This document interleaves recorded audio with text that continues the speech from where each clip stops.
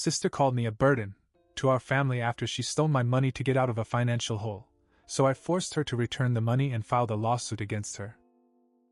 Family dinners at my parents' house were always a chaotic mix of opinions, laughter, and the occasional tension. That Sunday, the air felt heavier than usual, but I chalked it up to nothing more than my own discomfort.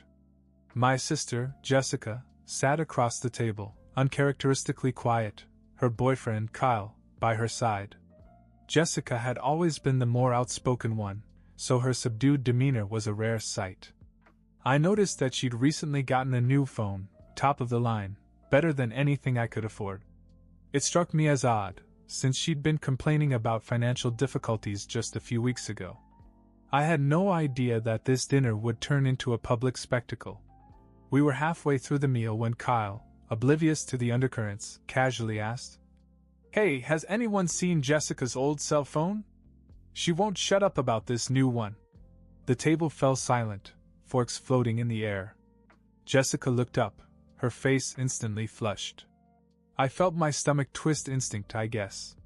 She laughed, a little too casually, and said, "Oh yeah? It's gone. I got rid of it. Had to upgrade, you know?" Mom raised an eyebrow. "I thought you were broke." Jessica shrugged. "It's taken care of now. Things are better." Kyle wasn't done. "Wait. Wasn't it just last week that you said you were drowning in debt? What changed?" Jessica's face hardened. She looked right at me and said, "Well, I found a solution." It took me a second to process the sharpness of her tone. "What does that mean?" I asked, feeling a knot form in my chest. She smiled, like it was all a joke. "I mean, you didn't use the money in your savings account, did you? That car you're saving for can wait." The room froze. My money. My savings. $15,000 I'd worked overtime for, every penny of it earmarked for my dream car. "What are you talking about?" I demanded. My voice wasn't loud, but I could feel the tension radiating from me. Jessica rolled her eyes as if I was the unreasonable one. "Look, it's not a big deal. I took care of it. You should have helped me when I asked, but no, you couldn't spare anything. So I borrowed it. Call it family redistribution or whatever. You'll survive." I could barely think. Mom gasped and Dad mumbled something under his breath. Kyle looked horrified, like he wanted to sink into his chair. I stared at Jessica, trying to comprehend her audacity. "You stole $15,000 from me and you think it's no big deal?" She didn't even flinch. "You're always whining about how hard you work, but you don't even contribute to the family. You're just a burden." The words hit me like a slap, but the anger boiling inside me kept me calm. I wasn't going to let her get away with this. Not this time. And that's how it all started. The room erupted into chaos. My mom started screaming, my dad demanded that Jessica explain herself, and Kyle just stared at his plate, probably wishing he was somewhere else. Meanwhile, I sat there, fists clenched, staring at Jessica like I didn't even know who she was. She didn't even look sorry. If anything, she looked annoyed, like we were making too big a deal out of her stealing 15 grand. I could feel my blood boiling, but I kept my voice calm when I spoke again. "You stole my money to pay off your debts and buy a new phone? Seriously?" Jessica shrugged like it was obvious. "Yeah, I had bills piling up. You don't understand the pressure I was under. And by the way, I've done more for this family than you ever did." That was it. I stood up so fast my chair scraped the floor loudly. "I can't believe you're trying to justify this. You're crazy if you think I'm just going to let this go." She crossed her arms. "What are you going to do? Cry about it? Sue me?" Everyone fell silent again. Jessica smiled, but I could see a flicker of uncertainty in her eyes. She didn't think I was actually going to do anything. I turned to my parents. "You knew about this?" My mom looked horrified. "Of course not. Jessica, how could you?" Jessica scoffed. "Oh, don't act so shocked, Mom. He's always complaining about how much he's saving, like it's some great accomplishment. I just used it for something important." My father stood up and pointed at her. Important? A new phone is important? Jessica, that's stealing. She rolled her eyes again. Fine. Whatever. I'll pay him back. I laughed bitterly. With what? You were broke a week ago, Jess. Do you even have a plan, or are you just going to wait for me to save up again and take that too? Jessica didn't answer. She just looked away, and for a moment I thought I saw guilt flicker across her face. But it was gone in an instant, replaced by the same arrogant smirk. Kyle, who hadn't said a word during the whole thing, finally spoke up.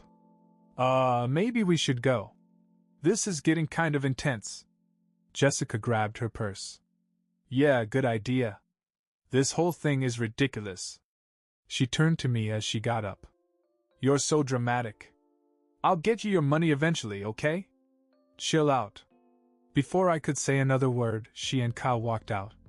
The front door slammed, and I was left standing there, seething. My mom tried to calm me down, saying that Jessica would come to her senses, but I wasn't buying it. She'd stolen from me, humiliated me, and then had the nerve to call me a burden. If she thought I was going to let that go, she was dead wrong. I made a decision that night. I wasn't going to wait for Jessica to come to her senses.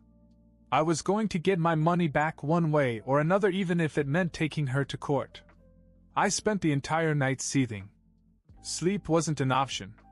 My mind kept circling back to Jessica's smug face, her casual admission, and the way she'd brushed it all off like I was the unreasonable one. By morning, I'd made up my mind. If Jessica was going to pretend that stealing wasn't a big deal, I was going to make it one. The first thing I did was go through my bank accounts. Sure enough, $15,000 was gone. The transfer wasn't even subtle, it had gone straight into Jessica's account. She didn't even try to hide it.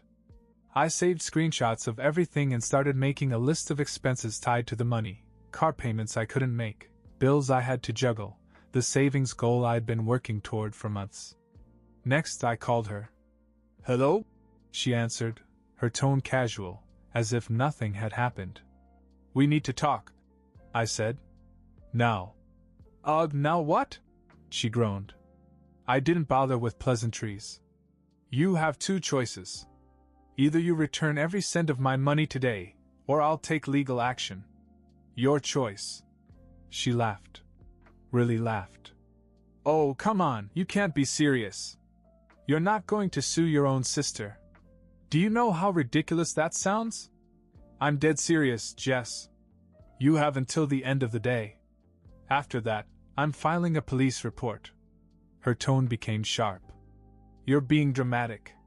It's not like you're starving or homeless. You'll survive without a car for a while. Stop acting like this is the end of the world. I felt my anger rise again. It's not just about the money. It's about the fact that you stole from me and you don't even care. You think you're entitled to everything I worked for just because we're family. That's not how it works. Well, guess what? I don't have the money anymore. She snapped. What do you want me to do? Pull it out of thin air? It's gone. Deal with it. I hung up before I said something I'd regret. That afternoon I went to my parents' house. Mom answered the door, looking tired. Please tell me you didn't come here to fight, she said. I'm here to tell you I'm pressing charges, I replied. Mom's face fell. Pressing charges? Against your sister? Are you sure you want to do that? She made a mistake, but she didn't make a mistake. She made a choice, I interrupted. She's not sorry, and she has no intention of paying me back. If I let her get away with it once, what's to stop her from doing it again? My dad joined us in the living room and shook his head. I can't believe she would do such a thing. But maybe we can figure out a way to fix this without the police getting involved. I've already given her a chance, I said. She doesn't care. She thinks she's untouchable. Maybe this will wake her up. Mom started to say something else, but I cut her off. Look, I didn't come here to argue. I just thought you should know before it happens. That night I went to the police station and filed a report. As much as it hurt to take that step, I knew it was the right thing to do. Jessica had crossed the line, and I wasn't going to let her get away with it. The next few days were a blur of paperwork, phone calls, and awkward conversations with family members who thought I was being too harsh. But I didn't care. Jessica had made her decision. Now it was time for her to face the consequences. Word spread quickly through the family, and the backlash began almost immediately. My phone was bombarded with calls and texts, some siding with me, others begging me to reconsider. Mom called first. I talked to Jessica. She's mad, but I think she understands that you're serious now. She said she'll try to come up with the money. She can tell the judge that. I replied. Mom sighed. Are you really going to take it that far? She's your sister. She's not acting like one, I said. Next up was my aunt, who had always been the unofficial family peacemaker. Honey, don't you think there's a better way to handle this? After all, family is all we've got. She stole $15,000 from me, and Lisa. If she wasn't family, no one would even question it. Why should she get a pass just because we shared DNA? Jessica, of course, had her own take on things. She started texting me, not to apologize, but to shift the blame. You're such a hypocrite. You act like you're so perfect, but you're willing to ruin my life for money? Wow, suing your own sister.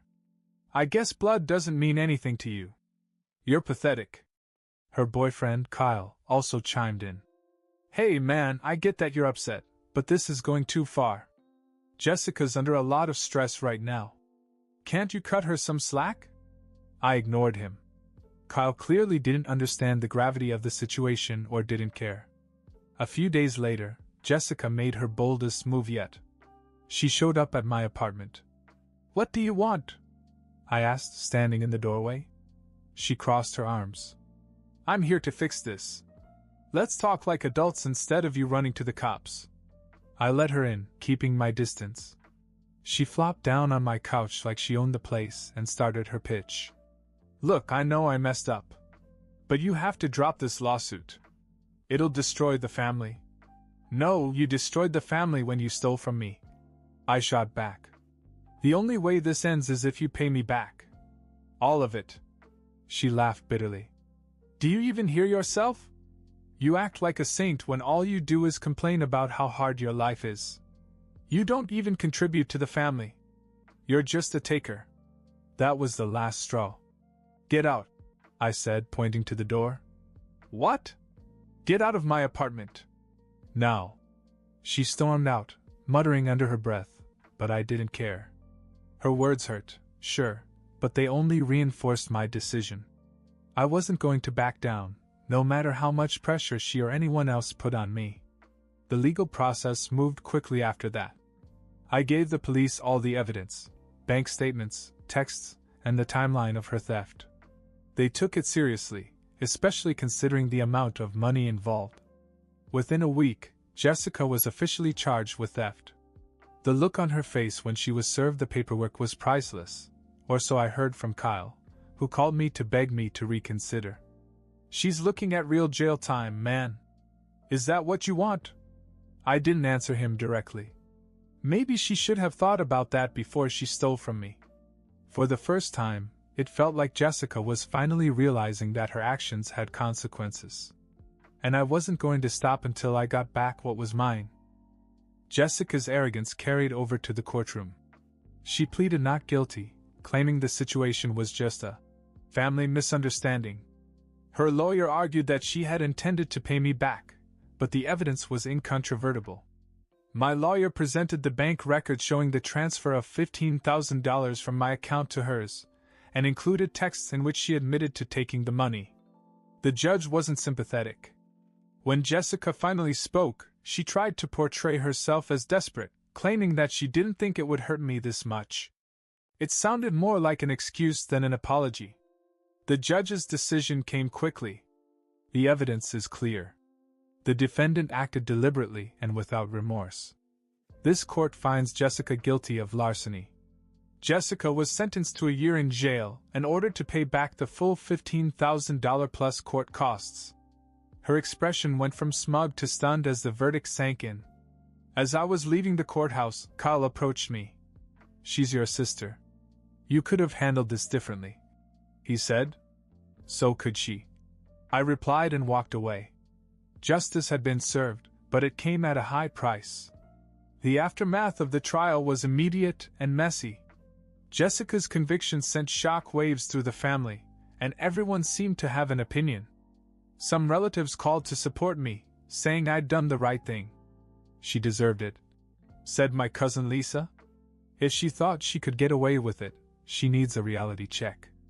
Others weren't so kind. My aunt practically scolded me over the phone. "You didn't have to put her in jail. She's your sister. Couldn't you have just let her pay you back over time?" "What time?" I shot back. "She never planned on paying me back, and you know it." Conversations with my parents were the most difficult. Mom called almost every day, torn between anger at Jessica and guilt over the situation. "She's your sister," she kept saying. "She made a mistake, but it will stay with her forever. She'll learn from this," I replied. "She had plenty of chances to make it right, and she didn't." Dad didn't say much, but I could tell he was disappointed in Jessica for what she'd done, and maybe in me for letting it get this far. He'd mutter things like, "This family will never be the same," and then change the subject. Jessica herself didn't reach out. She'd made her position clear when she called me a burden at that dinner, and after the trial, she wasn't exactly in a position to talk. For the first time in a long time, I felt a strange calm.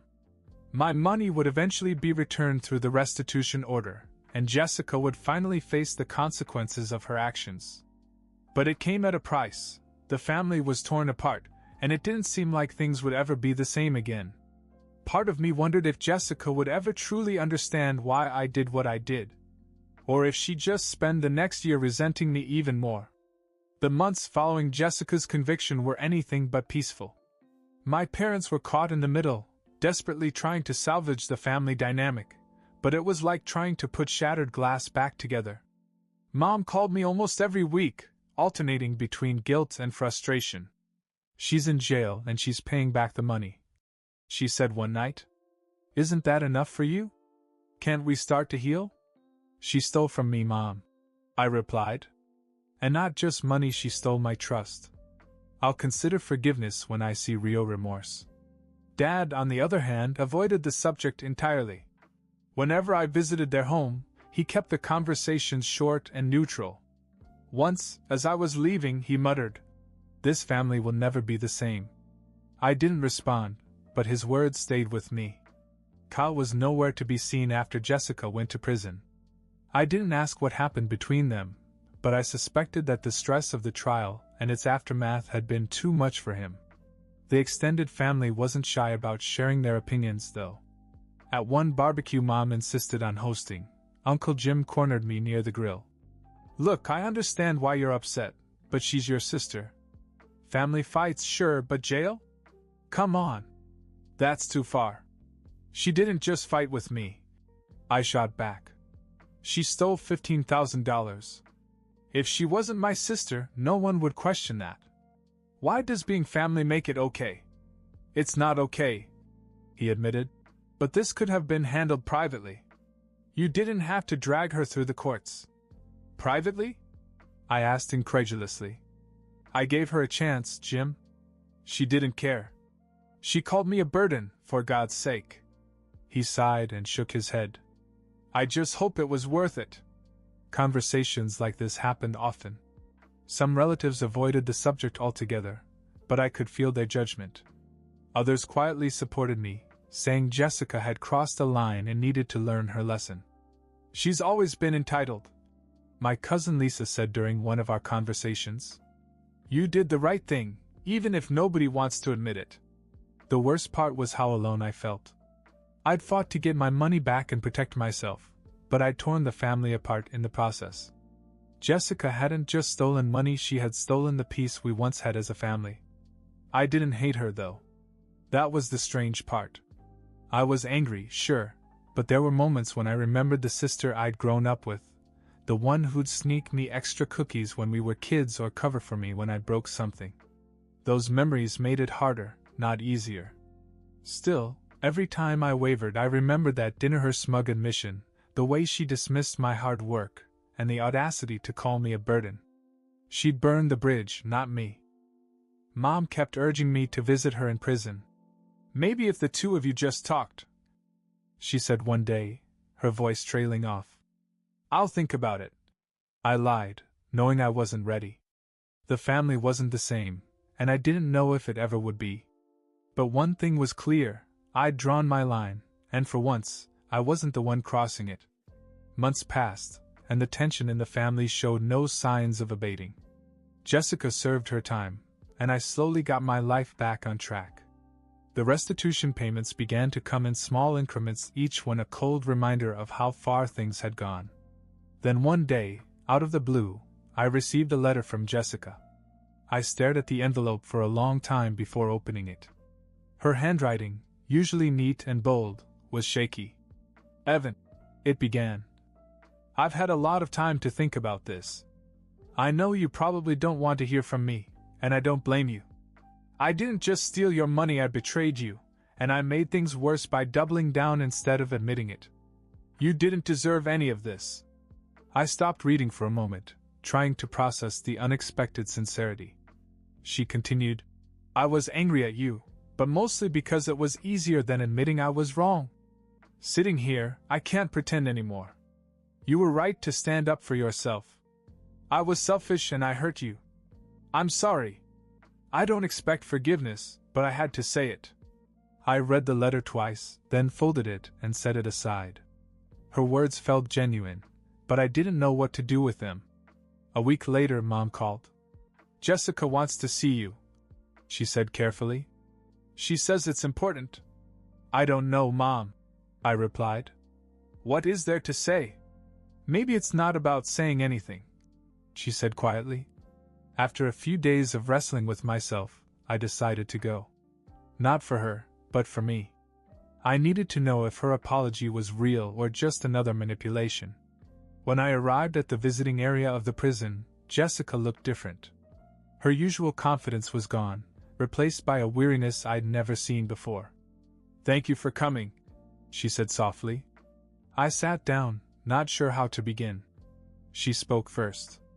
"I know I don't deserve your time, but I needed to see you. I needed to tell you face to face that I'm sorry. For everything." Her voice broke as she continued. "When I took your money, I thought it was the only way out. But it wasn't about surviving, it was about me being too proud to admit I screwed up. And when you confronted me, I lashed out because I hated myself for what I'd done." I didn't interrupt, letting her get it all out. "I know I can't undo the damage," she finally said. "But I want to make things right, no matter how long it takes. I just hope that one day you can see me as your sister again."